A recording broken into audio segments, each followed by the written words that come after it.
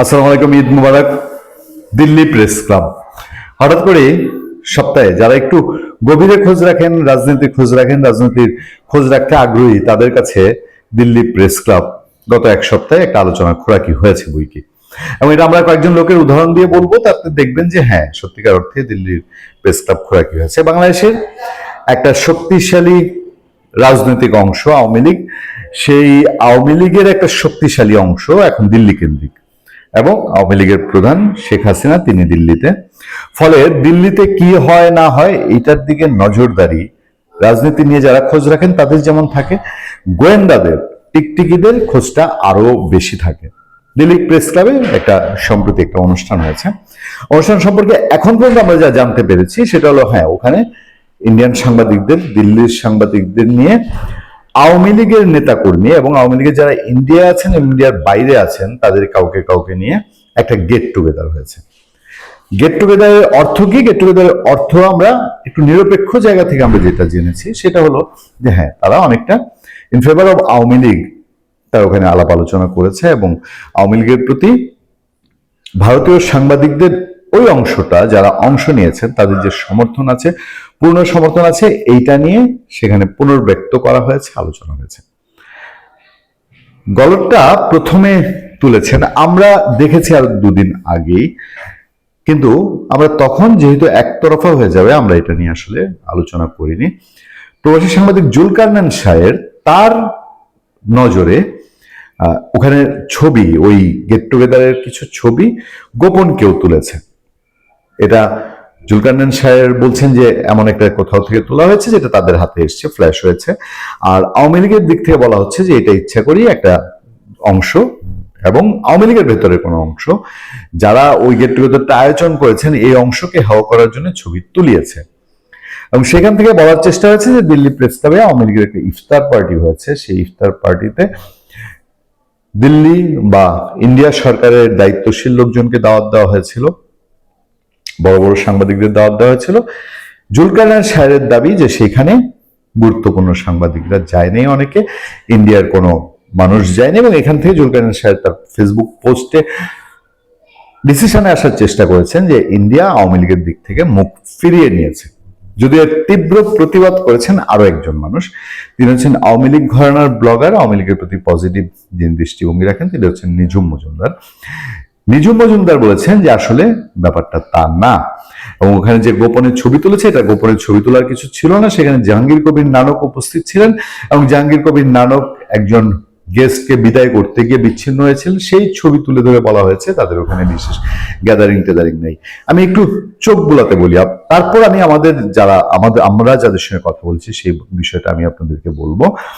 জুলকারনাইন সাহেব তার পোস্টে একটা জায়গায় বলছে, বেলজিয়াম থেকে বিশেষভাবে আমন্ত্রিত হয়ে আসা হাসান মাহমুদ এবং জাহাঙ্গীর কবির নানক অনুষ্ঠানে উপস্থিত হয়েছিলেন ঠিকই, তবে আমন্ত্রণ তো শাহের যেটা বলছিলেন যে বেলজিয়াম থেকে বিশেষভাবে আমন্ত্রিত হয়ে আসা হাসান মাহমুদ এবং জাহাঙ্গীর কবির নানক অনুষ্ঠানে উপস্থিত হয়েছিলেন ঠিকই, তবে আমন্ত্রণ জানানো সত্ত্বেও ভারত সরকারের পক্ষ থেকে আনুষ্ঠানিক বা অনানুষ্ঠানিক কোনো পর্যায়ের প্রতিনিধি এই ইফতারে অংশ নেননি। শুধু তাই নয়, যেসব সাংবাদিককে দাওয়াত দেওয়া হয়েছিল তাদের অধিকাংশই ছিলেন অনুপস্থিত।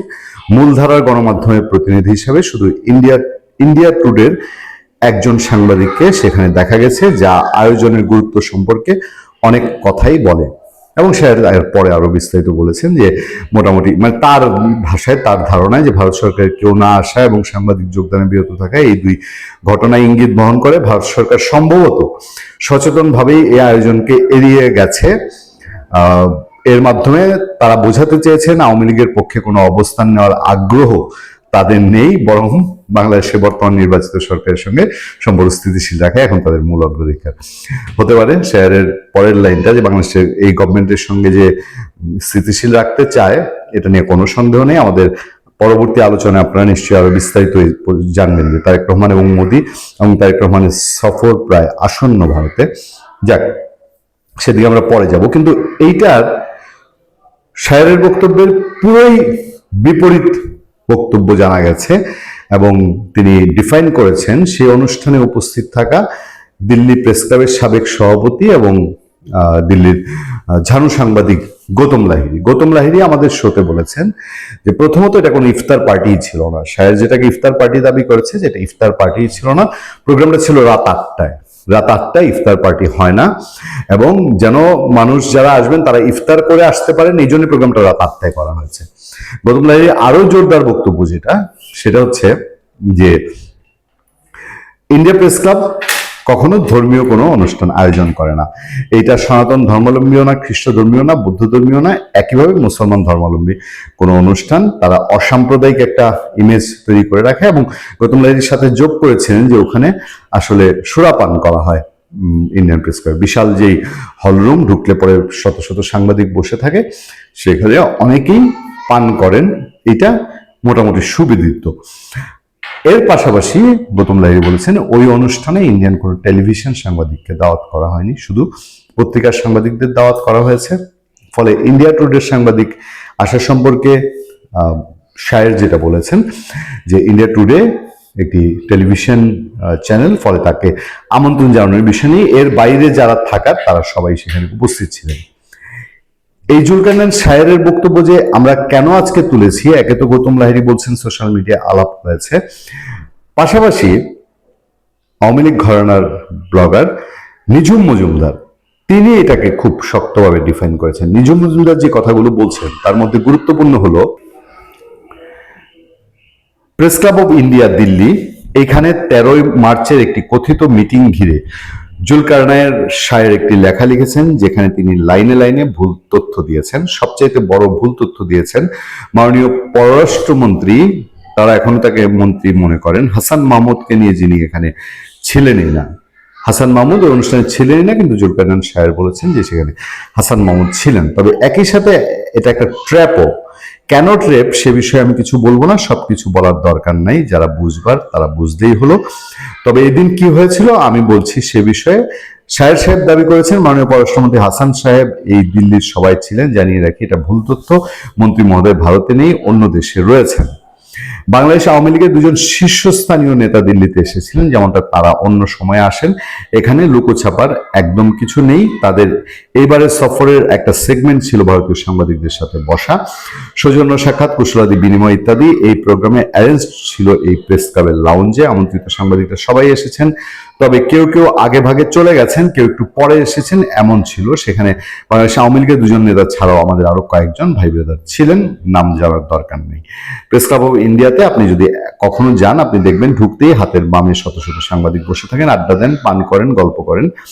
সেখানে নানকের ঘটনাটি তিনি তুলে ধরেছেন। এই হচ্ছে দুই দিককার ডিবেট। একদল বলছে যে ইন্ডিয়া একেবারেই উড়িয়ে দিয়েছে আওয়ামী লীগকে, আর পাত্তা দেয় না। আমার একটা ছোট প্রশ্ন, ইন্ডিয়া যদি আওয়ামী লীগকে পাত্তা না দিত, আওয়ামী লীগের লোকজন কি এখন ইন্ডিয়ায় থাকতে পারে? আর সাংবাদিক গৌতম লাহিড়ী বারবার বলছেন যে ইন্ডিয়া এখনো এই সরকারের সঙ্গে সর্বাত্মক কাজ করতে চায়, সরকারকে সর্বোচ্চ সহযোগিতা দিতে চায়, এবং তারেক রহমানের প্রতি ইন্ডিয়ার আকণ্ঠ সমর্থন রয়েছে। কিন্তু তারা এটাও চায় যে আওয়ামী লীগ রাজনীতিতে ফিরে আসুক, এই বিএনপির সময়ে আওয়ামী লীগ রাজনীতিতে থাকুক। ফলে ইন্ডিয়া একেবারে আওয়ামী লীগ থেকে মুখ ফিরিয়ে নিয়েছে, এই কথাটা নিয়ে সম্ভবত একমত হওয়ার সুযোগ নেই। ভালো থাকবেন, সুস্থ থাকবেন। আপনার সাথে আমি আতিক রহমান, পূর্ণিয়া।